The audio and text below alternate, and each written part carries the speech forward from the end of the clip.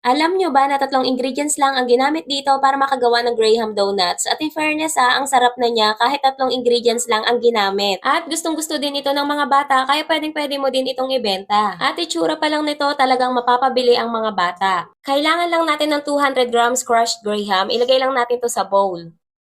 Bawasan lang muna natin ito ng 1/4 cup para sa pang-coating natin mamaya. Maglagay na tayo ng pakonti-konting condensed milk until makabuo tayo ng dough tulad nito. And then, kumuha tayo ng 1 tablespoon at bilugin natin saka i-flatten ng bahagya. Tapos, butasan natin sa gitna para magmukhang donuts. Ayan, dapat ganito siya. Isalin na natin ang powdered milk tapos i-coat na natin lahat ng Graham donuts.